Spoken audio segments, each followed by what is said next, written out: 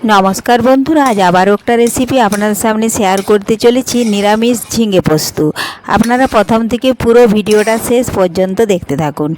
भिडियोटी भालो लागले एकटा लाइक दिए पाशे थाकुन ओ बंधुदेर साथे शेयर करे दिन। चलुन ताहले शुरू करी।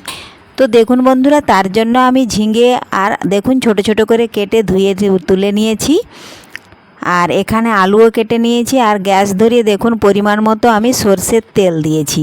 আলুগুলো দেখুন আমি এইভাবে ছোট ছোট ঝিঙের মতনই কেটে নিয়েছি, খুব বড়ও কাটি না খুব ছোটও কাটি না। এখানে তেল দিয়েছি, তেল ভালোভাবে গরম হয়ে গেছে। ফোড়নে দিলাম শুকনো লঙ্কা, গোটা জিরে, যেহেতু আমি এখানে নিরামিষভাবে বানাচ্ছি আপনারা পারলে পেঁয়াজ কুচিও দিতে পারেন। তো দেখুন একটু ভেজে নিচ্ছি লঙ্কা আর গোটা জিরে। ভাজা হয়ে গেলে সবার প্রথমে আমি আলুগুলো দিয়ে দিলাম। আলুগুলো দিয়ে এখন এর উপরে দিচ্ছি আমি স্বাদ মতো লবণ। লবণ দেওয়া হয়ে গেছে। এখন আমি খুরপি দিয়ে ভালোভাবে একটু নাড়াচাড়া করে মিশিয়ে নেব। তার আগে একটু আমি হলুদ গুঁড়ো দিয়ে দিলাম।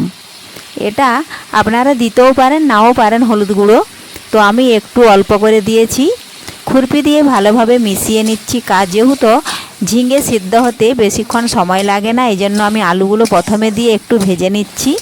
ভেজে নিয়ে একটু দিচ্ছি আমি লঙ্কা গুঁড়ো। ঝালটা আপনারা আপনাদের পছন্দ মতো দিবেন, যে যতটাই ঝাল খেতে চান সে কিন্তু ততটাই ঝাল দিবেন। দেখুন লঙ্কা গুঁড়ো দিয়েও করেও কিন্তু আমি ভালোভাবে আলুর সাথে মিশিয়ে আলুগুলো আমি বেশ কিছুক্ষণ সময় নিয়ে একটু ভেজে নিয়েছি। এখন আমি কিছুক্ষণের জন্য একটু ঢাকা দিয়ে রেখে দেব, তাহলে আলু অনেকটাই ভাজা হয়ে অর্ধেকটা সেদ্ধ হয়ে যাবে। তো দেখুন বন্ধুরা ঢাকা তুলে নিয়েছি।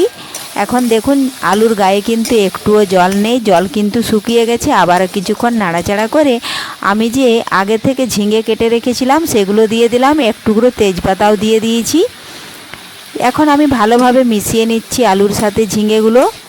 এই দেখুন এইভাবে মিশিয়ে নেব। আর এক্সট্রা কিন্তু আমি আর জল দেব না। ঝিঙে থেকে যেটুকু জল বেরোবে ওই জলটা দেখুন আমি কিছুক্ষণ ঢাকা দিয়ে রেখে দেব, তাহলেই ওই ঝিঙের জলেই কিন্তু আলু অনেকটাই সেদ্ধ হয়ে যাবে। এই দেখুন ঢাকা দিয়ে রেখে দিয়েছি। এদিকে ঢাকা দেওয়া আছে, আলু সেদ্ধ হতে থাকুক। আর আমি এখানে দেখুন কাঁচা লঙ্কা আর কিছুটা পরিমাণ মতো পোস্ত নিয়েছি। পোস্তটা এখন শিলপাটায় বেটে নিচ্ছি, আপনারা পারলে মিক্সিতেও বেটে নিতে পারেন। এখন আমি বেশ কিছুক্ষণ পর আবারও ফিরে এলাম বন্ধুরা। দেখুন ঢাকা তুলে নিচ্ছি। এই দেখুন ঝিঙে থেকে কতটা জল বেরিয়েছে, আমি এক্সট্রা কোনো জল দিই না।